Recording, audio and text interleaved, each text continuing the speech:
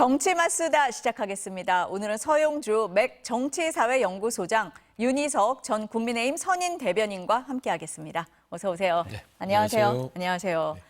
새 정부가 1호 법안으로 3대 특검법을 공포했습니다. 내란 특검법, 김건희 특검법, 최상병 특검법인데요. 이재명 대통령이 어제 저녁 특검 후보 추천을 의뢰했다고 대통령실이 밝혔습니다. 먼저 들어보시겠습니다. 대통령실은 어제 우원식 국회의장으로부터 내란 특검법과 김건희 특검법, 최상병 특검법 등 이른바 3특검 법안에 대한 특별검사 임명 요청을 받았습니다. 대통령실은 같은 날 위 사건을 수사할 특별검사를 임명하기 위해 더불어민주당과 조국혁신당에 각각 특별검사 후보자 추천을 의뢰했습니다. 이렇게 되면 민주당과 조국혁신당이 각각 한 명씩 특검 후보자 추천하면 대통령이 3일 이내에 한 명을 임명하는 절차를 거치게 됩니다. 민주당과 조국혁신당 최대한 빨리 추천해서 수사에 착수하도록 하겠다 이렇게 밝혔습니다. 네. 속도 내는 겁니까? 속도 내는 거죠. 왜냐하면 그 새로운 정부가 들어서면서 첫 통과시킨 법안이 특검 법안이잖아요. 이거 뭐냐면 지난 내란에 대한 어떤 여러 가지 기억들 그리고 김건희 윤석열 부분에 대한 여러 가지의 의혹들 이 부분을 빨리 털자. 질질 끌 필요가 없다라는 측면이고요. 사실상 진즉에 국민의힘 입장에서 이 특검 법안을 합의를 했다면 라는 후회는 생길 것 같아요. 그랬으면 이게 이제 너무 결과론적인 얘기지만 이 내란 특검을 빼고 김건희 특검이나 최혜병 특검 이게 이제 윤석열, 김건희 두 부부에 대한 얘기일 수도 있는데 이걸 국민의힘이 12월 3일 전에 합의를 해서 본인들도 좀 의사가 반영된 특검을 받았었더라면 과연 12월 3일에 불행이 있을 수 있었을까라는 생각을 또 하게 되는 대목이 있습니다. 근데 일단은 뭐 이미 지나간 얘기고요. 이 세 가지 특검이 이제 조국혁신당과 민주당이 2명 추천해서 대통령이 지명하고 빠른 속도로 길게는 170일, 나머지는 140일 안에 결과가 나오기 때문에 내란에 대한 어떤 여러 가지 이슈들이 이번 정부에서는 오래가지 않을 것 같다라는 측면은 참 긍정적으로 평가합니다. 긍정적이다. 정권 출범과 함께 3대 특검이 가동이 되는 겁니다. 어떻습니까? 저희는 긍정적일 수가 없습니다. 예. 야당이던 시절에 특검법이 통과됐을 때 입장과 지금 여당이 된 입장은 많이 다를 거예요. 더더군다나 새 정부의 1호 처리 법안이 하필이면 또 특검법이냐 좀 면이 안 서는 부분이 분명히 있을 겁니다. 물론 이제 이 세 가지 특검법안에 대한 어떤 필요성 거기에 대한 국민적 여론은 그래도 필요하다라고 보시는 분이 더 많은 것은 알고 있습니다만은 이것이 이제 여당이 된 입장에서 특검법을 여당이 통과시켜서 그렇죠? 그리고 행정부도 이제 여당 소속이 됐으니까 대통령이 된 이재명 대통령 입장에서 이제 이 특검이 되는 과정에서의 여러 가지 정치적인 후폭풍 이런 것이 어떻게 보면 굉장히 부담이 될 수도 있어요. 빨리 하겠다는 얘기는 그러한 어떤 잡음들이나 어떤 반발을 조금이라도 줄이기 위한 생각일 걸로 보이고 그런데도 저희가 좀 더 우려스럽게 보는 것은 특검 규모가 워낙에 크다. 세 개 특검 합치면 검사관 120명에 뭐 수사관 다 합치면 577명이라는 거 아니에요. 이렇게 크게 했기 때문에 수사 범위도 넓고 깊을 것이다. 속도야 뭐 어느 정도 조절할 수 있겠지만 수사 범위와 깊이 이것을 생각할 때 자칫 정치 보복이라든지 전 정권을 완전히 어떻게 뭐 적폐처럼 몰아서 뭔가 끝장을 보겠다. 이렇게 보이지 않기를 바랄 뿐입니다. 진작에 했으면은 여당의 특검을 통과시키는 일은 없었을 거다. 이렇게도 말씀하실 것 같은데. 그렇죠. 네. 이재명 대통령께서도 네. 이 특검에 대한 그 처리 과정에서 국무회에서 그와 비슷한 얘기를 했어요. 이게 특검이라는 게 원래 야당에서 올라왔을 때 이 정부, 이 행정부에서 이 부분에 대해서 고민을 하는데 여당에서 추진해서 올라왔다라는 부분이고 그 부분에 대해서는 본인도 조금은 여러 가지로 좀 생경하다라고 하지만 필요성이 있기 때문에 해야 된다라고 하면서 이거를 통과시켰던 것이고 사실상 이 특검 자체가요 국민의힘에게도 약이 되는 것입니다. 그러니까 지금 현재 국민의힘 상황 자체가 내부적으로 자정 기능이 제대로 작동되지 않는다는 평가들이 높아요. 그러니까 뭐 예전에 친윤으로 불렸던 분들이 아직도 주류이고 당의 어떤 변화 혁신을 이끌 수 있는 상황은 아니다라고 봤을 때는 결국에는 외부의 어떤 충격이 없이는 국민의힘이 스스로 자정하기는 쉽지 않죠. 그랬을 때 내란 특검이라든지 김건희 특검법을 통해서 결국에는 김건희, 윤석열 이 두 부부와 국민의힘은 자연스럽게 절연할 수밖에 없고 국민들 보기에도 이런 의혹들 뒤에는 이런 불법적인 요소들이 있었구나라고 했을 때는 국민의힘이 그렇구나 저희도 몰랐습니다. 절연하겠습니다. 내란 특검도 사실상 뭐 국민의힘의 의원들이 관련될 수 있었다는 얘기들이 있고 거기도 대상이기 때문에 그러게 해서 당시 12월 3일 날 어느 정도 내란에 동조했던 국회의원들, 국민의힘 의원들이 나온다면 또 여러 가지로 자정할 수 있는 그런 기준이 될 수 있다. 물론 뼈아플 수는 있지만 어떡하겠습니까? 저는 그런 측면에서라도 조금 마음은 쓰리더라도 어차피 털고 갈 건 털고 가자라는 마음들을 여야 간에 다 가졌으면 좋겠다 생각합니다. 필요한 특검이다. 이런 입장이십니다. 그러면은 누가 특검이 될까? 뭐 언론에서 많이 얘기는 하고 있더라고요. 어제 MBC는 이런 보도를 했습니다. 잠시 보시겠습니다. 특검 후보로 문재인 정부 시절 검찰 고위직 출신 인사들이 거론됩니다. 서울중앙지검장 시절 김건희 여사가 연루된 도이치모터스 주가 조작 연루 의혹 사건을 지휘한 이정수 변호사, 서울 남부지검장을 역임한 심재철 변호사, 부산고검 차장을 지낸 김양수 변호사입니다. 윤석열 검찰총장 당시 검언유착 의혹과 판사 사찰 의혹 등을 감찰하며 검찰 수뇌부와 대립각을 세웠던 판사 출신 한동수 전 대검 감찰부장. 지난 1월 초 감사원장 직무대행 시절 부실감사 비판을 받은 관저 이전 의혹 감사 결과에 대해 직권 재심의 검토를 지시했던 서울고검장 출신 조은석 전 감사위원 이름도 나옵니다. 소장님 어떻습니까? 후보는 어떻게 듣고 계세요? 뭐 눈에 띄는 네. 분들이 있긴 한데요. 뭐 일단 민주당과 조국혁신당에서 한 명씩 추천하기로 했으니까요. 뭐 나름대로 사연이 있고 나름대로 수사력을 평가받은 분들이 선택되지 않을까 생각합니다. 그 네 분 다 누가 하더라도 어떤 지금 현재 3특검에 대해서는 제대로 된 수사를 할 수 있는 역량들이 있는 분이기 때문에 저는 일단 당에서 추천한 부분들이 대통령이 지정을 하고 빨리 특검이 시작되는 게 의미가 있다라고 생각이 들고요. 특검 부분들이 되면 나라가 좀 6개월 정도는 시끄러울 수 있습니다. 다만 이재명 대통령께서 지금 특검을 바라보는 시각 자체가 이거는 국회의 시간이다. 라고 보는 것이고 아마 이재명 정부의 행정부는 민생이나 경제, 외교, 안보 쪽에 줄여가는 어떤 그런 모습을 보이지 않을까 생각합니다. 누가 해도 잘할 거다 이렇게 보시는 것 같고 국민의힘에서는 지금 특검 후보로 거론되는 인사들을 보니 혹시 정치보복 아닌가? 뭐 이런 말씀도 하시긴 하시더라고요. 어떻습니까? 그렇게 보일 수밖에 없죠. 지금 면면을 보면은 윤석열 정부에서 어떻게 보면 좀 별로 그렇게 관계가 좋지 않았던 분들, 또 윤석열 정부의 등장으로 인해서 좀 불이익을 받았다고 볼 수밖에 없는 분들, 아니면 뭐 윤 대통령의 검찰총장 시절에 좀 대립각을 세웠던 분들, 이런 분들 이름만 나오고 있잖아요. 그러니까 굳이 이런 분들로만 특검을 구성하겠다고 한다면 그것이 국민들로부터는 야, 이거 정치적으로 또 편이 이렇게 되는구나. 지금 정권 바뀌었으니까 공격과 수비가 완전히 바뀌는구나. 이렇게밖에 인식을 못 하실 테니 굳이 이런 분들로만 후보군을 형성하고 있는 게 맞느냐. 물론 언론 보도니까. 그렇죠. 언론 보도니까요. 아직. 실제 네. 민주당이나 조국혁신당에서 어떤 분을 생각하고 있는지 저희는 모릅니다. 근데 언론 보도가 그냥 나왔을 리는 없을 테니까 취재 잘하시는 기자분들의 취재에 의한 것이기 때문에 뭐 좀 앞서긴 하지만 걱정이 된다. 정치 보복이라는 단어를 떠올릴 수밖에 없지 않을까 이런 생각이 듭니다. 근데 뭐 이런 얘기도 하더라고요. 예. 윤 정부 때 그럼 가까웠던 사람을 쓰겠느냐 뭐 이런 말씀도 하시던데요. 그렇죠. 네. 그러니까 네. 이제 국민의힘의 추천을 배제했던 것이고 이해충돌이 있다 그것이죠. 특검은 그래 왔으니까요. 그리고 두 번째는 사실상 그 특검을 기억하면 좀 근래로 따지면 윤석열 전 대통령이 특검했을 때가 기억이 납니다. 박근혜 전 정부의 적폐 수사.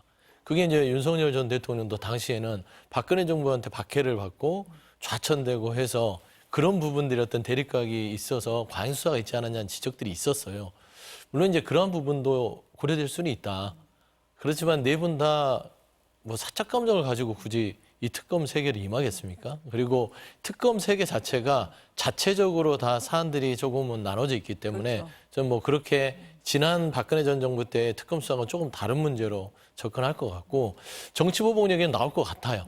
당연히 예를 들어서 내란 특검이라든지 김건희 씨에 대한 특검 중에서 뭐 어떤 공천 개입이라든지 이런 것들에서 국민의힘의 어떤 친윤 그룹들의 국회의원들이 관련이 돼 있다. 그러면 당연히 뭐 기자회견 통해서 정치보복이다, 이거 똑같다, 막 이러면서 할 텐데, 솔직히 때를 미는 이유가 몸을 깨끗이 하기 위해서지 때한테 복수하기 위해서 하는 건 아니지 않습니까? 비유를 그렇게 또. 그렇죠. 몸을 깨끗하기 위해서 때를 미는 것인데, 저는 그런 측면에서는 이건 정치 보복의 차원이 아니라 나라를 정상적으로 돌려놓기 위한 하나의 그냥 특검이다라고 보는 게 맞고, 더 이상 뭐 정치 보복 운운하는 데서 국민들이 그거를 먹어주지는 않을 것 같습니다. 대변인님 말씀을 하실 때 대규모 인력 투입이다 이런 말씀을 하셨잖아요. 어제 이 자리에 나왔던 이제 민주당 의원은 대규모 인력을 투입하는 건 빨리 끝내려고 그러는 거다. 이걸 길게 가져가지 않으려고 하는 거다. 5개월 안에 끝낼 거다. 이런 말씀을 하셨거든요. 이게 길어질 경우에 국정에 좀 부담이 된다. 이렇게 보는 걸까요? 아니면 신속하게 끝내야 된다. 뭐 이걸까요? 저는 네. 개인적으로 지난 문재인 정부에 있어서의 첫 시작이 적폐청산이었습니다. 그리고 첫 일성 자체가 적폐청산 수사에 몰입하다 보니까 사실상 경제에 신경도 쓰고 민생에도 신경을 썼는데, 너무 그 첫 출범부터 여러 가지로 좀 갈등 요소들이 많았었고요. 민생 부분들이 2차로 밀리는 듯한 그런 이미지를 국민들한테 줬어요. 그러면 첫 정부의 어떤 첫 시작에는 좋은 이미지는 아닌데, 이번에 특검 자체는 빨리 끝내겠다는 어떤 의지를 보여줌으로써 오래 끌지 않겠다는 거. 그리고 이걸 분리해서 이재명 대통령은 특검만 임명하고 본인은 온전하게 행정부 수반으로서의 어떤 민생과 외교 안보에만 집중하는 모습들을 보이겠다는 거. 이런 이제 투트랙 전략들은 조금 더 안정감을 줄 수 있는 어떤 사안이지 않을까 보입니다. 좀 신속하게 하겠다. 이 얘기를 계속하고 있거든요. 어떻게 보십니까? 그거는 이제 칼자루를 주인분들의 생각이고요. 120명이라는 검사를 특검에 소속시켜서 3개 특검을, 그 수사 범위가 3개가 아니라 엄청나게 많잖아요. 이거를 바라보는 국민들 입장에 빨리 하려고 그러는 거다. 그렇게 볼 사람은 적을 거라고 보고, 윤석열 대통령이 특검을 지냈다고 하는데 특검 소속 팀장이었죠. 특검도 아니고 특검보도 아니었어요. 당시에 박영수 특검이었잖아요. 그럼 이제 그 인선 과정에 있어서도 굉장히 뭔가 좀 정권 이런 정치 영역과 좀 거리가 먼 분으로 뽑으려고 노력을 했었던 그런 과정이 당시에는 있었는데, 지금 나오는 이 특검 후보자 이름부터가 빨리 특검을 끝내기 위해서, 수사 기간을 줄이기 위해서 이 규모를 늘리고 이런 분들을 하겠다, 이렇게는 안 들린단 말입니다. 그러니까 지금 정권 초반기고 특검이라는 것이 워낙에 계속 거부권 때문에 제대로 안 됐다가 하니까 좋은 말씀만, 전래동화 같은 좋은 얘기만 하시는데, 수사받고 기소되는 그런 상황이 벌어지는 그 예상되는 특검 정국이 어떻게 그런 아름다운 얘기만 있겠어요. 그러니까 이거는 새 정부 입장에서도 너무 범위를 넓게 또 깊게 이렇게 가다가는 또 다른 씨앗을 잉태하는 게 아닌가, 그런 걱정이 앞선다는 말씀을 드리지 않을 수가 없습니다. 대변인 보시기에는 지금은 수사가 시작되지 않았으니까 뭐 빨리 끝내겠다 이런 얘기를 하지만 실제 수사에 들어갔을 때는 대상이라든지 범위가 어떻게 될지 모른다, 뭐 이렇게 보시는 겁니까? 저는 그렇게 봅니다. 네. 지금까지 민주당이 지금 여당이 됐다고 살짝 말씀을 좀 삼가는 그런 분위기를 느끼긴 하는데, 불과 얼마 전까지만 해도 그 많은 의석을 가지고 밀어붙였던 특검 선정 과정에서 저희를 뺀 것부터 시작해서 범위부터 뭐 위헌 소지가 있는 법을 그냥 넣고 조항을 넣고 이런 것들이 많았잖아요. 그래서 저희가 반대한 것도 분명히 있습니다. 근데 이게 이제 그대로 통과가 됐어요. 이 경우에 있어서 그러면 이게 국정에 좀 방해가 되고 국민들도 불편해하니까 짧게 하려고 이렇게 한다. 이거 하나만으로 다 해명이 되겠느냐. 일단 아직 시작을 안 했으니까 제가 뭐라고 예단을 너무 하는 것 같긴 하지만, 특검 후보자로 거명되는 분들부터 시작을 해서 뭐 빨리 끝내겠다고, 그럼 얼마나 예리하게 하려고 빨리 끝내겠다는 얘기를 하느냐, 이런 생각도 든단 말입니다. 그래서 지켜보겠습니다. 네. 근데 이제 네. 제가 비교를 하자면 윤석열 전 대통령이 이제 박영수 특검처럼 최고 윗선에 있지 않았지만 수사팀장으로서 중층 역할을 한 건 맞아요. 그리고 박영수 특검이 왜 그 당시 윤석열 전 대통령을 끄집어 왔냐? 그거는 그 당시 박근혜 정부의 폭압과 어떤 좌천 속에서도 자기 할 말을 했다는 소신이 첫 번째 이유였습니다. 그렇기 때문에 소신 있게 수사를 할 것이다라는 거였고 지금도 마찬가지죠. 지금 4명의 이정수 전 지검장이나 뭐 한동수 변호사 이런 분들도 지난 윤석열 정부의 서슬퍼렸던 시절에도 본인의 할 말은 하면서 본인의 어떤 그런 검찰로서의 자존심을 지켰기 때문에 그냥 투명하고 원칙대로 수사를 할 것이라는 그런 믿음이 있는 것 같아요. 그다음에 이 신속하게 수사를 왜 얘기하냐면 170일, 140일 이렇게 정해져 있습니다. 날짜가 기한. 정해져 특정 있죠. 특검은요. 근데 지난 윤석열 정부에서의 검찰은 어땠습니까? 수사를 맡겨놓으면 1년 내내, 2년 내내, 3년 내내 하고요. 최근 들어서도 정부가 바뀌었음에도 불구하고 김건희 씨에 대해서 수사는 세월아 내월아 하고 있어요. 그러면 이 시간보다는 그래도 비교했을 때는 신속하게 끝난다라는 그런 근거가 되는 것이고 깊이에 대해서는 제가 모르겠습니다. 그건 제 수사 역량이 아니지만 되도록이면 깊이 있게 그리고 조금 더 명확하게 수사를 해야겠죠. 그런데 다만 날짜는 지난 검찰들이 수사했던 기간보다는 짧아질 것이다. 그렇게 말씀드리고 싶습니다. 어쨌든 신속하게 한다는 방침은 지금 정부 여당이 가지고 있는 거다 이런 말씀이세요. 국민의힘에서는 지금 대변인도 말씀을 하셨지만 어디까지 수사가 갈지 우려하는 이런 분위기도 좀 감지가 되는 것 같아요. 홍준표 전 대구시장이 SNS에 국민의힘을 향해서 특검 끝나면 정당 해산 절차에 들어갈 것으로 보이니까 각자 도생할 준비들이나 해라 뭐 이런 얘기도 했잖아요. 그럼 특검의 끝, 결과가 국민의힘 해산까지 간다, 뭐 이렇게 받아들여야 됩니까? 아니면 뭐 민주당이 특검을 통해서 국민의힘을 위헌 정당으로 몰아서 정당 해산 심판 청구로 간다, 뭐 이렇게 받아들여야 됩니까? 어떻게 해석해야 돼요? 저희 당이 뭐 위헌 정당이 돼서 해산까지 가는 상황까지 갈 거라고는 보지 않아요. 다만 이제 그것을 가지고 정치적으로 굉장히 활용할 가능성은 있어 보인다. 민주당에서 이미 그런 법안을 낸 분도 계시고. 또 최근에 또 다시 똑같은 말씀을 하시잖아요. 국민의힘이 정신 차릴 줄 알았는데 정신을 안 차리니까 내가 이 법안 성사시켜서 정신 차리게 하겠다. 뭐 이런 얘기까지 하신단 말이에요. 충분히 하실 수 있는 그런 민주당 분위기라고 봅니다. 지금은.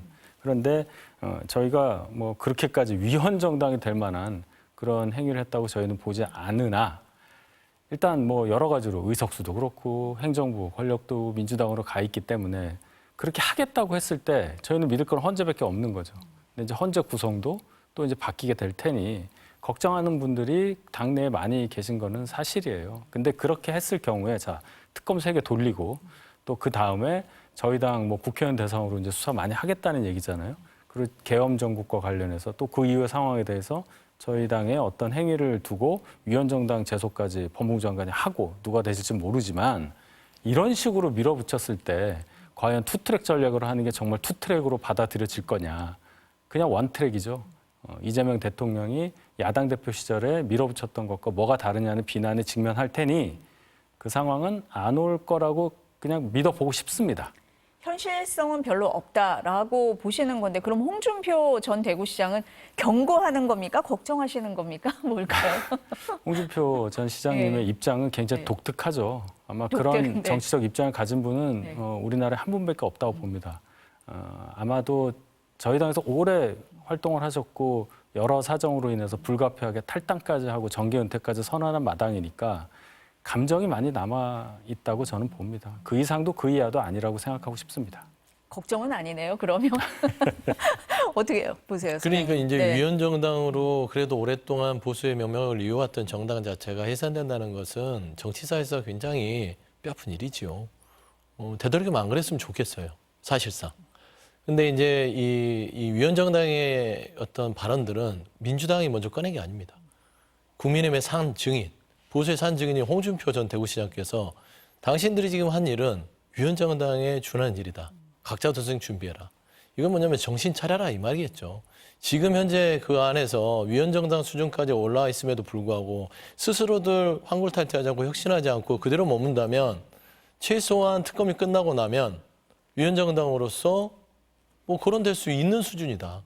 라는 것은 저는 홍준표 전 대구시장이 보수를 오랫동안 지켜왔기 때문에 할 수 있는 이야기다. 라고 보는 것이고 그걸 그냥 허투루 그냥 한 귀로 듣고 한 귀로 흐르면 불행한 일이 있을 수도 있는 거예요. 정치라는 것도 그렇고 사실상 특검에서 저는 제일 우려스러운 건 내란 특검에서 당시 12월 3, 4일 날 윤석열 전 대통령과 통화 기록에 추경 원내대표도 있고 나경원 의원도 있고 여러 사람들이 통화를 했습니다. 아주 꽤 충분한 시간 동안 했단 말이에요. 그러면 그 시간 동안 비상계엄을 해제하는 데 있어서의 역할을 얼마만큼 관여했냐. 이거는 매우 막중한 책임이 있는 겁니다. 국회의원이라 하더라도 여기에서 벗어날 수는 없어요. 헌법 질서를 아주 유린하는 내란의 행위에 동조를 했다는 게 명백해지면 그분들은 뭐 국회의원직을 내려놓는 걸 떠나서 그리고 나서 법적 책임뿐만 아니라 그 당시에 추경호 그 의원은 원내대표였잖아요. 국민의힘의 지도부가 어느 정도 암묵적으로 아니면 공개적으로 동조를 했다. 이거는 저는 위원정당을 고민할 만한 수준.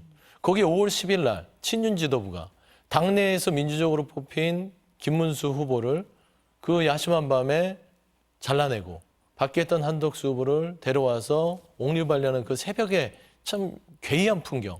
정당 민주주의를 파괴했고 헌법상 정당은 모든 활동이 민주적이어야 한다는 기본적인 어떤 기준이 있습니다. 그렇게 해버렸잖아요. 그러면 그 두 가지만 봐서도 헌법 질서에 부합되지 않는 정당 운영들이 두 가지만 돼도 위원정당 자체를 고민은 하겠으나 아예 안 된다라고 할 수는 없죠. 그럼 특검 수사가 시작이 되면 국민의힘 의원들로까지 수사가 좀 확대될 거다 이렇게 보십니까? 저는 네. 개인적으로는 그럴 수밖에 없다. 그리고 사실상 김건희 씨와 친윤 지도부에서의 공청화 정도, 윤석열 대통령과 가까운 친윤 지도부들이 거기에 관여됐겠지, 그러지 않은 사람들이 관여됐겠습니까? 그러면 정당 자체에 있어서 민주적인 질서를 다 파괴하고 대한민국의 헌법 질서까지 파괴하는 것을 도왔다면 국회의원 자격이 없죠. 그게 지도부라면 더더욱 없지 않을까요? 저는 그런 부분에 있어서 홍준표 전 대구시장의 우려가 그냥 기후에 지나질 않을 것 같다. 그리고 앞서서 뭐 저희가 잠깐 얘기도 했지만 어쨌든 이제 특검 수사가 시작이 되면 국민의힘 내부로까지 가는 거 아니냐 이런 우려 섞인 그런 분위기도 있다 이런 말씀을 드렸어요. 지금 보니까 정부 여당 압박이 지금 거세지는데 국민의힘은 뭐 이런 말씀드리기 뭐한데 집안 싸움하고 있는 것 같다 이렇게 말씀드릴 수밖에 없을 것 같습니다. 어제 의원총회도 못 열었잖아요. 어제 오후 2시였습니까? 그 의원총회 앞두고 김용태 비대위원장이 개혁안 만들자면서 의원들에게 공지를 했는데 40분 뒤에 권성동 원내대표가 의원총회 취소한다 이런 문자를 보냈고 김용태 비대위원장하고 사전 협의도 안 했다 뭐 이런 보도가 나왔어요. 근데 그 문자 공지에 보니까 권성동 원내대표가 지금까지 논의된 의원님들의 다양한 의견은 오는 16일에 선출될 차기 지도부가 논의를 하는 게 타당하다 이렇게 얘기를 한 거예요. 김용태 비대위원장 개혁안 무시한다? 이렇게도 들리는데요. 그럴 소지가 많죠. 네. 그러니까 권성동 원내대표가 이제 사퇴 의사를 표명한 지가 꽤 됐는데 계속 그 의사와는 달리 계속 직을 그냥 수행하는 거예요. 저희가 이제 대행 체제가 없다고 해서 그 자리에 있는 거는 뭐 당연한 건데 대부분 사퇴 의사를 표시하면 자리만 있고 권한 행사를 안 하는 게 상례 아니겠습니까? 근데 지금 가지고 있는 권한을 아주 100% 이상 발휘하고 계신다고 봅니다. 왜냐하면 원내대표가 의원총회를 취소함으로써 비대위원장, 당대표격인 비대위원장이 내놓은 개혁안에 대한 논의조차 못하게 된 거예요. 그렇죠. 그건 아무리 뭐 방어를 하려고 해도 뭔가 좀 절차상 안 맞고 당에 그래도 위계라는 게 있는 거 아닙니까? 당서열 1위는 당대표고 원내대표는 2위입니다. 근데 지금 그것이 역전된 것과 같은 상황. 그러니까 저희가 어려운데 또 그 내부에서도 이런 문제가 또 있다는 것을 국민들께 그대로 보여드리는 상황이 돼서 대단히 송구스럽게 생각하고 의총이라는 곳이 이제는 저희 당이 이제 비대위도 제대로 운영이 되고 있지 않기 때문에 당내에서 최고의 의사결정 기구, 논의 기구라고 볼 수 있습니다.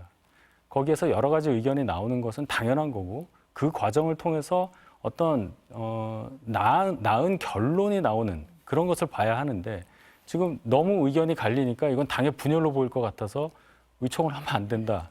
어제 그러셨잖아요. 이미 분열상은 노출이 된 건데 그것을 수습하고자 하는 논의조차 막고 있다는 것은 글쎄요. 제가 국민의힘 입장에서 말씀을 드리긴 하지만 어떠한 논리로도 그 논리에 대해서는 제가 방어를 할 수가 없다. 예, 이렇게밖에 말씀을 못 드리겠습니다.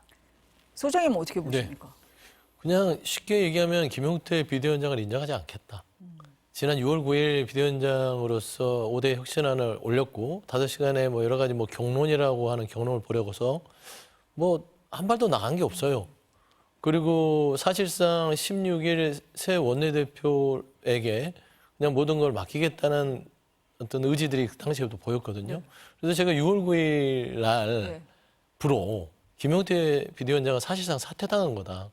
얘기를 저는 좀 했던 게 그런 이유입니다. 본인이 개혁안을 가지고 가서 하나도 관철을 못 시키면 그거는 직을 걸고 한 개혁안에 대한 요구거든요. 근데 의원들이 다 그 부분에 대해서 노했습니다. 그러면 이제 비대위원장을 내려놓는 게 맞죠. 난 못하겠다. 내 의견이 관철 안 되겠다 했는데 모르겠어요. 김용태 비대위원장의 어떤 의지와 뭐 혁신안에 대한 뭐 굳건한 어떤 생각들이 있는지 모르겠으나 사실상 힘을 발휘할 수가 없어요. 물론 재선 의원들이 15명이 같이 힘을 보태주고 그 나머지 한 20명, 30명이 뒤에 있다 하더라도 권선동 원내대표가 본인의 권한으로 의총하냐면 뭐라 할 겁니까? 결국에는 김용태 비대위원장은 더 이상 이제 무용지물이다. 라는 거를 권성동 원내대표가 그냥 확인시켜 준 거죠. 그리고 16일 날 새 지도부 그것도 내가 다 밑그림 그려놨다. 라고 저는 들려요. 그러니까 새 원내 지도부의 의견에 따르시오. 그거는 내가 다 언지를 해놨어. 라는 것이기 때문에 저는 국민의힘의 그 안에 그 집안 싸움 자체가 정리되기가 만만치 않겠다. 옆에서 지켜보는 입장에서는요. 좀 안타깝고 답답해요. 소장님이 지금 재선 의원들 말씀을 하셨는데 재선 의원들이 김용태 비대위원장한테 좀 힘을 실어주는 모습을 보였잖아요.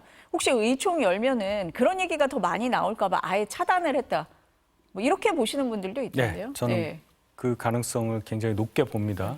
재선 의원이 저희 당에서 29명이에요. 그중 15분, 그러니까 과반이죠. 15분이 김용태 비대위원장의 개혁안에 지지 의사를 보냈는데 그 15명이 몇 면이 심상치 않다는 겁니다. 예를 들어 권영진 의원, 조은희 의원, 이인선 의원 이런 분들은 그래도 구주류, 친윤이라고 하는 분들과 가깝고 또 거기에 속했다고 볼 수 있고 지역도 TK, 지역이 그쪽인 분이 2분, TK가 고향인 분이 1분 뭐 이렇게 돼 있는 거잖아요. 그래서 아마도 원내 지도부에서는 만약 의총을 열 경우에 분위기가 좀 우리가 원했던 거랑 다르게 갈 것 같다. 이런 예상을 했을 수가 있어요. 그러니까 급하게 좀 당황했었는지는 모르지만은 의총 열기 40분 전에 부랴부랴 아예 그냥 의총을 열지 않는 것으로 전략적 선택을 한 게 아닌가. 꽤 신빙성 있는 저는 주장이라고 받아들입니다. 언론의 시각이 맞는 거네요. 언론에서 그렇게 좀 보는 경향이 좀 있는 것 같더라고요. 소장님이 앞서서 그 당무감사 말씀하셨잖아요. 네. 한밤중에 대선 후보를 교체한 데 대해서 당무감사를 하겠다고 했는데 이 당무감사위원장이 한동훈 전 대표 시절에 임명된 인사라 김용태 비대위원장과 친한계가 손을 잡고 친윤계를 공격하는 거다라는 시각은 어떻습니까? 근데 결과론적인 얘기인데요. 그러면 당무감사위원장을 권영세 비대위원장 시절에 바꿨어야죠. 근데 그 인사가 저희 당 소속이고 저희 당에서 일을 많이 하신 분인데 검사 출신의 지금 변호사이신데 그분이 한동훈 전 대표 때 임명됐다고 해서 이 사람은 친한이니까 그럼 당무감사하면 안 된다. 중립적 인사를 해야 된다. 이게 뭐 특검 임명하는 것도 아니고요. 뭘 어떻게 하자는 겁니까? 그럼 당무감사를 하지 말아요. 이 정도 생각했으면 미리미리 그럼 인사를 바꾸든지 인사권을 행사했었어야 하는 비대위가 됐어야 합니다. 근데 그렇게 못했고 그럼 이 상황에서 일은 벌어졌고요. 모든 국민이 기억을 하잖아요. 5월 10날부터 있었던 모두 잠든 후에 날치기. 이걸 그냥 넘어갈 수 없다는 당원과 국민의 요구에 우리는 응해줘야 되잖아요. 그런 차원인데 이것을 그 인사의 어떤 성격과 그 인사의 어떤 성향을 문제 삼아서 아예 또 시작도 못하게 하겠다는 그런 발상은 국민들로부터 지지받기 어렵다고 저는 생각합니다. 소장님은 이 점 어떻게 보세요? 일단 5월 10일 날 있었던 그 후보 교체를 시도했던 그리고 실패했죠. 당원들에 의해서. 그 부분은요. 정말 정당 민주주의 역사상 있을 수도 없는 흑역사죠. 저는 그런 일을 저질렀던 분들은 당무감사로는 좀 약하다. 제명시켜야죠. 민주주의 질서를 지키지 않은 의원들은 민의전당에 있을 자격이 없다. 저는 이러한 단호한 조치가 없이는 여야를 막론하고 최소한의 정치인이 왜 정치를 하는지에 대한 기본적인 어떤 자신의 역할 그리고 존재 이유를 망각해서는 안 된다는 기준을 서야 된다고 봅니다. 그래서 제 개인적인 생각에는 하나 그 정도 조치도 부족한데 뭐 당무감사 정도 수준도 당 내부에서 못 받아들인다고 하면 이건 좀 심각한 거 아니겠습니까? 지금 개파 공격으로 보는 시각에 있는 그렇죠. 거잖아요. 그러니까 예. 이제 예. 저는 아쉬웠던 거는 김용태 비대위원장이 너무 많은 걸 갖고 들어가니까 친윤 입장에서는 자기 방어 기제가 작용하는 거죠. 우리 보고 권력을 내놓으라고, 자리를 내놓으라고, 심지어 내 목을 내놓으라고, 공천을 내놓으란 소리잖아요.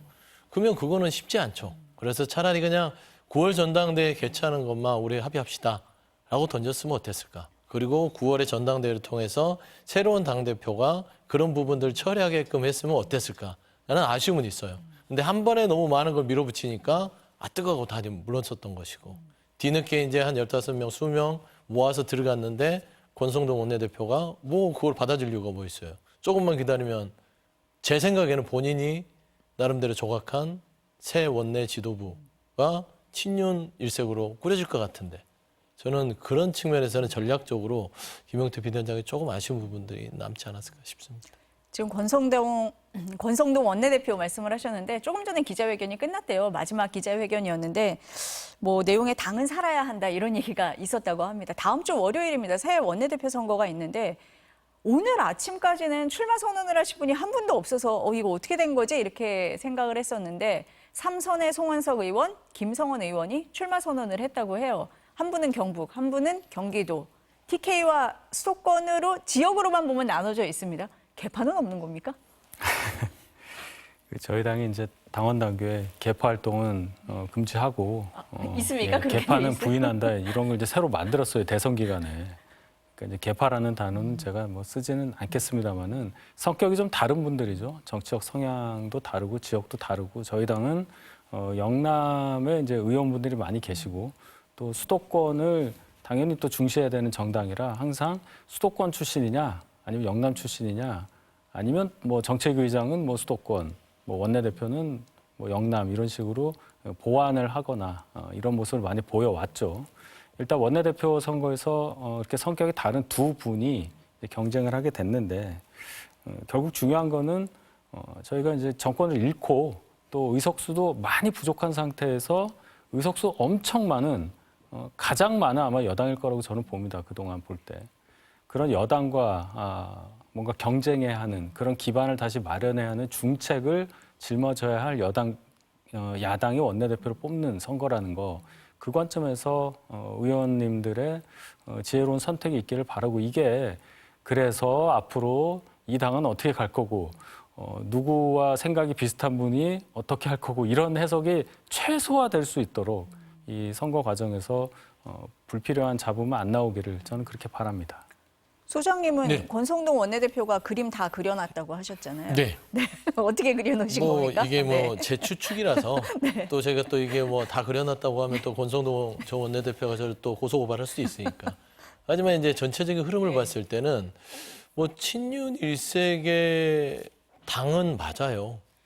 예를 들면 이번 대선이 6월 3일 날 끝나고 나서 사실상 뭐 41%를 김문수 후보가 얻었다 하더라도 국민들이 많은 수가 심판을 한 겁니다. 거기서 벗어나 탄핵을 반대하지 마, 내란을 옹호하지 마. 그걸 옹호했던 지도부는 이제는 조금 비켜줘야겠어라는 거를 저는 국민들이 이야기한 게 아닐까 싶습니다. 대선은 당대표 선거가 아니잖아요. 국민들의 전체 중에 과반 이상이 과반 한 49%가 당신들이 잘못했으니까 인정하셔 했으면 인정하고 완전히 그동안 유지되어 왔던 지도부와 지도부의 생각들을 버려야죠. 근데 안 버리고 그대로 가는 게 보이는 게 이번에 원내대표 선거도 보면 뭐 TK의 송원석 의원 물론 이제 본인은 개파 없다고 얘기를 하지만 누가 보더라도 개파가 있죠. 그다음에 김성원 의원도 뭐 친한계로 분류된다고는 하지만 또 친한계인지도 모호하신 분이고 그래서 저는 사실상 뭔가 국민의힘이 환골탈태하는 그런 느낌은 없어요. 그래서 저는 국민의힘 좀 정상적으로 돌아오려면 지난 6월 3일 날의 선거의 결과를 매우 뼈저리게 느끼고 그동안 그 선거에 임했던 모든 내용들을 다 버려야 된다. 그게 김용태 비대위원장의 혁신에 다 담겨 있습니다. 근데 그걸 받을 수가 없죠. 권력에 그냥 눈이 멀어서. 국민의힘에서는 원내대표 선거보다 오히려 당대표가 누가 되느냐에 더 관심이 많다. 이렇게도 보던데 어떻습니까? 원내대표가 친윤, 구주류의 친윤 그룹의 지도부가 나서야만 당대표 선거도 수월할 수 있죠.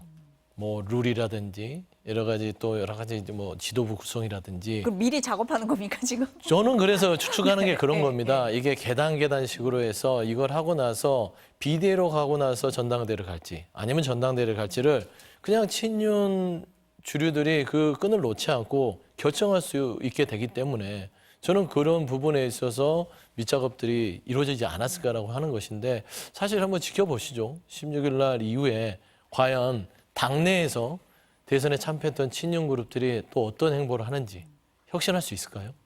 원내대표에게 비대위원장 지명 자격이 있기 때문에 지금 이렇게 말씀을 그렇습니다. 하시는 겁니까? 어떻습니까? 그렇습니다. 이 통상의 원내대표 선거보다 더 관심이 갈 수밖에 없는 이번 원내대표 선거예요. 말씀하셨듯이 이번 30날이면 김용태 현 비대위원장의 임기가 끝난단 말입니다. 물론 한 번에 한해서 6개월의 시한을 두고 연장할 수는 있어요. 근데 그것은 전국위원회에서 통과가 돼야 됩니다. 그 과정을 밟을 것이냐, 제가 볼 땐 그렇게는 어려울 것 같은데 그렇게 되면 30날만 지나가면 16일 날 뽑힐 원내대표가 그 이후로는 7월부터는 당대표 권한대행이 되고 비대위도 해체가 되는 거예요, 거의. 그렇게 되면 말씀하신 대로 새 비대위원장을 모셔올 수 있는 권한 아닌 권한을 갖게 되는 겁니다. 그러면 새 비대위가 전당대회를 준비하는 그런 비대위만 할 거냐 아니면 정말로 그 비상대책위원회라는 이름에 맞게 좀 힘을 갖고 이 당을 좀 어떻게 할 거냐 이런 성격부터 여러 가지 장치들에 대한 그 설계를 할 수 있는 그런 자리가 된단 말이에요. 그래서 어느 분이 선택이 되느냐에 대해서 여러 해석이 나올 수가 있고 또 그분이 이제 당선이 돼서 원내대표로서 어떠한 발언을 하느냐, 어떤 입장에서 당을 좀 끌고 갈 거냐 하는 것을 보게 되면 이제 앞으로의 저희 당 상황을 좀 짐작할 수 있기 때문에 그래서 16일 날의 원내대표 선거에 대한 관심이 고조되고 있다 이렇게 네. 봐야 되겠죠. 친윤을 두 분 다 지금 구주류 이렇게 말씀을 하고 계신데 그럼 구주류에서는 한동훈 전 대표만 안 되면 된다 뭐 이렇게도 얘기한다던데요. 네, 그런 생각을 많이 갖고 계신다고 들었습니다. 그렇기 때문에 그 전제 조건 하에서 나올 수 있는 여러 가지 또 경우의 수들을 얘기하잖아요. 아예 그런 전당대회를 뒤로 밀어서 내년 6월 3일 지방선거까지 그냥 전당대회 없이 간다. 아니면 다른 사람을 내세운다. 아니면 전당대회를 안 할 수 없으니 전당대회로 뽑히는 대표의 권한을 대폭 줄이자느니 뭐 여러 가지 얘기가 나옵니다. 근데 그것은 뭐 아이디어 차원에서 또는 본인들의 어떤 권력 기반이 훼손되지 않는 선에서 여러 생각을 할 수는 있으나 그것 또한 당원과 국민의 여론에 따라서 정해지는 거지 독자적으로 했다가는 대선 패배 이상의 더 큰 타격을 받을 수밖에 없다. 그것을 꼭 저희는 명심해야 한다고 생각합니다. 어때요? 한동훈 대표만 아니면 됩니까? 그러니까 한동훈 전 대표만 아니면 네. 된다는 말을 거꾸로 얘기하면 네. 우리여야만 한다. 우리만 가질 거야. 그거잖아요. 그러니까 한동훈 전 대표가 그냥 어떤 뭐 포비아, 공포의 대상이라고 생각하지는 않아요. 단지 어떤 권력의 역학적인 구도에서 한동훈 전 대표가 들어왔을 때 뭐 친윤 그룹들이 내놔야 될 것들이 너무 많다. 그리고 그게 한두 명에 국한되는 게 아니라 집단으로 돼 있기 때문에. 예를 들면 관저에서 막았던 60명, 한밤에 그 후보를 날치게 했던 그 사람들 다 그게 한 집단으로 묶여져 있어요. 근데 한동훈 전 대표가 상징하는 바는 그 정치인 한동훈이 무서운 게 아니라 그가 가지고 있는 탄핵의 찬성에 대한 입장들 그리고 그가 주장하는 바들을 친윤 그룹들이 받아들이게 됐을 때는 본인이 그동안 본인들이 권력을 유지하기 위해서 비상식적인 행동들로 쌓아왔던 업들을 한 번에 다 내놔야 됩니다. 저는 그게 굉장히 힘든 상황이 아닌가. 그렇기 때문에 한동훈이 오면 안 된다라고 얘기가 나오는 것 같아요. 그냥 이대로를 지금 친윤들은 주장하는 바고 사실 가장 친윤 입장에서 좋은 시나리오는 본인들의 입맛에 맞는 친윤 지도부가 원내 지도부가 와서 비대위를 그럴싸하게 세워서 비상대책에 있어서 지방선거를 대비한다. 그래서 뭐 공천권도 갖고요. 그 다음에 지방선거 이후에 뭐 전당대회를 연다든지 그런 구상들. 그러면 한 1년 거기다 공천권까지 손해볼 건 없지 않겠습니까? 이게 소장님이 말씀하시는 큰 그림이군요. 아마 그럴 수도 있을 것 같습니다. 홍준표 전 대구시장과 개혁신당 이준석 의원이 내년 지방선거를 앞두고 창당을 할 거다. 이건 어떻습니까? 그건 좀 가능성이 희박할 것 같아요. 희박하다? 네, 홍준표 전 대구시장이 원래 막 그렇게 부지런한 신분은 아닌 것 같아요. 독고다이긴 하나 뭐 본인이 여기저기 다니면서 누구를 만나서 우리가 창당을 하고 하는 것들은 유승민 전 의원이나 할 수 있는 일이지 홍준표 전 대구시장의 정치 스타일로는 일단은 메시지를 통해서 본인의 존재감을 높이 사고 국민의힘이 여러 가지로 혼란 상황이 됐을 때 짠하고 등장하는 정도의 그림은 구상하고 있지 않을까 생각합니다. 가능성 어떻습니까? 글쎄요. 신당을 만들다가 하는 동력을 가지고 계시냐. 홍준표 전 시장이 그 부분을 봐야 할 거고 물론 말씀은 굉장히 독특하고 정치적으로 관심 많은 분들에게 그분들의 눈과 귀를 잡을 수 있는 건 있는데 실제적으로 정기 은퇴를 선언한 마당에 뭐 공직선거에 출마한다든지 어떤 뭐 정치 집단의 대표를 맡는다든지 그런 활동은 저는 어렵다고 보기 때문에 계속 정치를 해야 하는 이준석 개혁신당 전 대통령 후보 입장에서 어느 정도로 홍준표 시장과 관계를 설정해야 할지 그것도 아마 고민일 겁니다. 정기 은퇴 맞아요? 적어도 저희 당에서는 은퇴하신 게 맞습니다. 국민의힘 내에서 정기 은퇴고요. 네. 넓게 봐서 대한민국 전체의 정치판에서 은퇴하지 않았습니다. 그건 본인이 바로 잡았지 않습니까? 네. 그냥 가운데 계신 것 같아요. 네, 지금. 있습니다. 네. 민주당도 내일 원내대표 그렇습니다. 선출하잖아요. 네. 오늘 지금 벌써 권리당원들 네, 온라인 투표 투표하고 들어갔죠. 있잖아요. 서영교 의원, 김병기 의원이 지금 출마를 한 상태인데 네. 권리당원 20% 반영 이 변수가 됩니까? 어떻게 보세요? 매우 중요하죠. 예. 그러니까 김병기 의원이나 서영교 의원이나 지금 현 이재명 대통령과 호흡을 같이 할 수 있다는 점에서는 서로 간에 뭐 크게 차별점이 없는 것 같아요. 그리고 당내에서도 의원들이 뭐 친분 관계도 있겠으나 저와 비슷한 생각을 할 겁니다. 누가 되면 어때?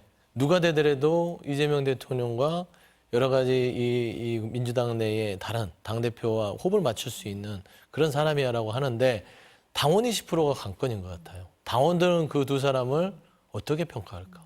결국엔 거기에서 좀 이 승패가 갈리지 않겠습니까? 그래서 그런 차원에서의 어떤 내일의 투표 결과를 그냥 분석하면 될 것 같고요. 최초입니다. 당원 20%를 원내대표, 늘 반장선거, 원내에 있는 의원들이 대표하는 사람을 뽑는데 당원을 넣는 건 처음이기 때문에 어떤 그 결과에 대해서 한번 지켜보는 것도 재미있겠는데 민주당은 원내대표 선거보다요. 앞으로 있을 당대표 선거가 그게 중요한 어떤 관전 포인트가 될 것 같다. 그런 말씀드립니다. 양당 모두 비슷해지는 거네요. 그렇습니다. 네. 권리당원들이 참여하는 거 어떻게 보세요? 이 부분은? 일단 그건 뭐 민주당의 결정이니까요. 근데 이제 원내 대표라는 게 원내 사항을 관장하는 국회의원들의 소속 국회의원들의 대표 아니겠습니까? 거기에 이제 일반 당원의 의사까지 묻는다는 건 저는 어떻게 보면 과잉이라고 생각을 해요. 원내 대표는 어느 정도 국회직에 가깝다고 보기 때문에 당 대표하고는 성격이 다르고 대표라는 이름을 쓰지만 대표 어디를 대표하고 있느냐 거기에 한정돼 있으니까요. 그래서 20% 넣었다. 민주당의 성격상 충분히 가능하다고 봐요. 권리당원, 저희는 책임당원이라고 하잖아요. 벌써 보는 시점, 관점이 다르죠. 권리를 행사하기 위해서 권리당원이라는 이름을 주었으니 거기에 맞는 방향으로 그 당원들이 원내대표 선거에까지 참여한다. 그 이름에 걸맞는 그런 결정이라고 보고 저희하고는 좀 많이 다르다. 변수가 된다 이렇게 보세요? 어떠세요? 민주당에서는 그 20% 반영된다는 게 굉장히 중요하죠. 민주당은 그 권리당원의 힘으로 지금까지 최근 수년간 보면 여러 가지 당내 의사결정에 큰 영향을 받았기 때문에 이번 원내대표 선거에서도 2분 나왔잖아요. 네. 그러니까 더 커지겠죠. 그 영향력이. 저는 굉장히 중요하다고 봅니다. 뭐 계산해 보면은 뭐 의석수 한 34석 정도의 영향력이다 뭐 이렇게 얘기도 하던데요. 더 클 수도 있습니다. 더 클 수도 있습니다. 그렇습니다. 네. 왜냐하면 나머지 투표하는 의원들도 권리당원의 눈치를 봐야 되기 때문이죠. 내일 결과가 재밌겠네요. 네, 좀 지켜보도록 하겠습니다. 법안 얘기 하나 해보겠습니다. 더불어민주당 의원들이 검찰청 폐지하고 수사권과 기소권을 분리하는 내용의 검찰개혁 법안을 발의를 했습니다. 수사권은 행정부 산하의 중대범죄수사청에 두고 기소권은 법무부 산하의 공소청이 갖게 되는 그런 내용인데요. 국민의힘에서는 강력 비판했습니다. 먼저 여야 입장 들어보시겠습니다. 민주당과 정치검찰의 싸움을 진짜 끝내야 할 때가 됐다. 그리고 그것이 국민들의 요구다. 이걸 다시 한번 확인했습니다. 국민의힘은 진정한 검찰개혁이 필요하다는 점을 결코 부정하지 않겠습니다. 그러나 그 개혁은 헌법적 가치를 존중하고 국민의 권익을 최우선으로 하며 형사사법 시스템의 안정성을 해치지 않는 범위 내에서 신중하고 수기 과정을 거쳐 이루어져야 합니다. 정치적 목적에 따라 사법 시스템 전체를 흔드는 일은 어떤 명분으로도 정당화될 수 없습니다. 발의한 의원들 대통령실과 상의하지 않았다 이렇게 얘기를 했고 당 지도부도 의원들의 개별 입법으로 아직은 당론은 아니다 이렇게 얘기를 했습니다. 그런데 검찰개혁이 대선 공약이었잖아요. 뭐 추진 가능성 커 보인다 이런 얘기가 많은데요. 이재명 대통령이 네. 후보 시절에 했던 검찰 개혁의 공약과 지금 이제 민영배 의원 등 좀 그 검찰 개혁에 오랫동안 연구를 해왔던 아마 철험의 소속 의원들이 주가 된 것 같아요. 그분들이 내놓은 검찰 개혁이 조금은 다릅니다. 그러니까 이재명 대통령이 했던 것은 기소와 뭐 수사를 분리하는 것인데 구체적인 공소청, 기소청, 중수본 이런 부분들을 한 게 아니라 공소청으로서 전환하는 부분들을 했던 것이고요.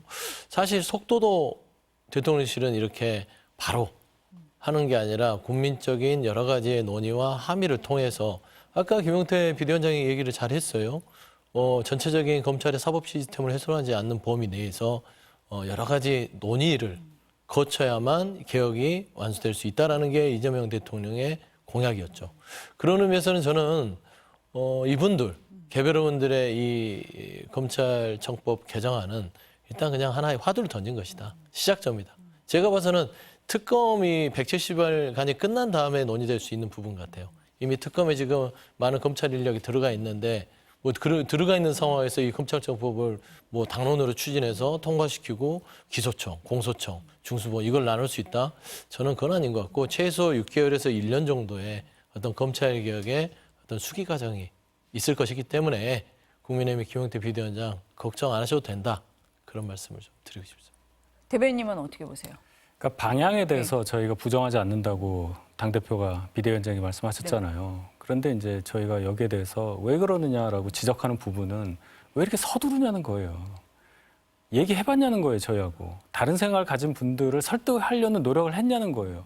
그냥 갑자기 이렇게 검찰청을 없애고 수사와 기소를 분리하는 공소청, 이름도 굉장히 낯설지 않습니까? 이런 식으로 법안을 먼저 내버리면 다들 이거 어느 정도 당내 합의가 있는 거구나. 이재명 대통령도 오케이 한 거구나. 이렇게 오해를 받지 않습니까? 그러니까 나오는 얘기가 이재명 대통령과는 상의하지 않았다. 그 얘기를 불필요한 먼저 한다? 얘기가 나온단 말입니다. 그러니까 이렇게 성급하게 대법관 증언 문제도 마찬가지입니다. 결국 속도 조절하는 걸로 정리가 됐지만 왜 그렇게 앞서서 아무런 논의 과정 없이 이렇게 툭툭 법을 냈느냐. 결론은 의석수가 많으니까 우리가 이제 여당이 됐으니까 우리 뭐든지 할 수 있고 나는 그래도 돼. 이런 생각이라고 보거든요. 그거는 민주당의 미래를 위해서도 결코 좋지 않은 일이다. 이 방향에 저희가 부정하는 것은 아니라고 말씀을 드렸으니까 시간을 갖고 여기에 반대하는 분들을 설득을 하고 또 논의 과정에서 다른 어떤 좋은 안이 있으면 그것을 채택하고 이러한 정말 진정한 토론의 과정, 민주주의의 실현을 볼 수 있는 그런 상황이 됐으면 저는 좋겠습니다. 이게 당론에 대한 비판이면은 여기에 대해서 그 말이 맞다고 하겠는데 당론이 아니라 개별 의원들의 입법이잖아요. 개별 의원 입법이면 국민의힘 내에서도 의원들 계시잖아요. 뭐 거기에 대안이 되는 입법을 던져 놓으면 상임위에서 결국에는 서로 간에 이제 위원회별로 소위해서 검토를 할 겁니다. 뭐 공소청 형태는 어떻게 될 것인지, 공소청 말고 다른 형태의 검찰 개혁이라든지 저는 이런 부분에 대해서 먼저 하나 툭 던져놓은 입법이지 이게 이재명 대통령의 입장이라든지 민주당의 전체 입장은 아니기 때문에 일단 이 부분은 말씀한 대로 국민의힘 의원들의 입장과 민주당 의원들의 입장이 충분히 수기된 다음에 진행될 가능성이 높다. 그런 염려는 안 하셔도 될 것 같다고 생각합니다. 소장님 말씀하신 것처럼 일단 뭐 당론은 아니라고 얘기를 했으니까요. 대변인 원하시는 것처럼 수기 과정이 좀 있을 것 같습니다. 네, 수사와 기소 분리는 네. 뭐 문재인 정부 때부터 나오던 얘기라 이걸 당론으로 채택만 안 했을 네. 뿐이지 그거는 민주당의 입장이라는 걸 저희가 너무 잘 알아요. 그런데 그것을 관철하는 과정에 있어서 이렇게 거칠게 하는 게 맞느냐. 저희의 문제의식, 저희의 지적에 대해서 이걸 가볍게 여기시면 안 된다고 제가 재삼 말씀을 드립니다. 필요성과 방향성에 대해서는 공감한다. 하지만 논의는 필요하다. 공감하는 부분이 있다. 공감하는 부분이 있다. 네, 정정하겠습니다. 네. 마지막으로 이 얘기 해보겠습니다. 어제 오후부터 이재명 대통령 지시로 대북 확성기 방송이 중지가 됐습니다. 대통령실에서는 군사적 대치 상황 완화하고 상호 신뢰 회복을 위한 선제적 조치다 이렇게 설명을 했는데 중단은 아니고 일시적이라는 뜻에서 중지라는 표현을 썼습니다. 북한 반응을 좀 보겠다는 건데 합참 발표는 북한이 오늘 소음 방송 안 했다고 하거든요. 이 사안은 어떻게 보십니까? 뭐 정권이 바뀌었으니까 생각의 차이에 따라서 정권을 맡은 분이 그런 정책을 할 수도 있는데 상대가 북한이잖아요. 그러면 우리가 전략적으로 먼저 이렇게 뭐 물밑 대화가 어느 정도 있었는지 모르겠으나 먼저 우리가 갖고 있는 카드를 포기하는 게 맞느냐, 전략적 차원에서 그런 지적이 있을 수 있고, 두 번째는 그럼 우리 국민을 향해서는 이 조치가 어떠한 앞으로의 안보 상황의 변화라든지 뭐 이런 것을 갖다 줄 수 있겠다 하는 더 좀 상세한 설명이 있었어야 하는 게 아니냐. 근데 그거 없이 그냥 갑자기 중단과 중지는 다르다 이 얘기만 했어요. 그리고 오늘 아침에 합참에서 북에서 오늘부터는 방송을 안 하는데요. 이 정도 가지고는 국민들을 설득하기가 좀 어렵다고 봐야죠. 더 상세한 설명, 또 배경 이런 작업이 필요하다고 봅니다. 어떻습니까? 네, 매우 잘한 조치죠. 뭐 일단 중단이 아니라 중지라고 한 것들도 전략적으로 일단은 오는 말이 고와야 가는 말이 곱다. 가는 말이 고와야 오는 말이 곱다. 이게 따지고 보면 인간사 통용되는 그 법칙이고요. 남북 관계도 그럴 겁니다. 먼저 우리가 대북확성기 부분들을 통해서 니들이 뭔가를 먼저 포기하자면 우리가 이걸 하지 않겠다라면 대치밖에 안 되잖아요. 먼저 중지를 해서 대북 방송을 중단함으로써 일단 북한의 또 방송 자체가 중단되는 상황을 지켜보는 것이고, 어떤 대화의 물꼬를 트는 것들은 아주 작은 부분에 시작하는 것이고, 또 갈등이 고조되는 것도 작은 부분에서 됩니다. 저는 이런 조치, 무엇보다 가장 전 잘했다고 하는 이유는 이 접경 지역 주민들의 고통이 너무나 심각합니다. 그렇죠. 우울증에 정말 눈물 흘리면서 애들을 잠을 못 재운다고 해서 접경 지역 뭐 파주 동두천 이쪽 분들은요 눈물로 호소를 했습니다. 애들이 잠을 잘 수가 없다. 라는 차원에서 정말 국민들, 특히 경기 북부 지역에 있는 그 접경 지역 국민들을 생각했을 때 이재명 대통령이 후보 시절에 그리고 당대표 시절에 약속했던 게 있습니다. 그 고통에서 빨리 벗어나게 주겠다. 그거를 일단 실행했다는 점에서는 대단히 잘했다. 북한도 제발 좀 정신 차리고 어떤 남한에 대한 도발을 포기하고 대화에 나섰으면 좋겠다. 그런 말씀드립니다. 일단 뭐 오늘은 소음 방송을 안 했다고 하니까요. 좀 지켜봐야겠지만 일단은 긍정적이다. 네, 이렇게 듣겠습니다. 오늘 두 분 말씀은 여기까지 들어야 될 것 같습니다. 감사합니다. 네.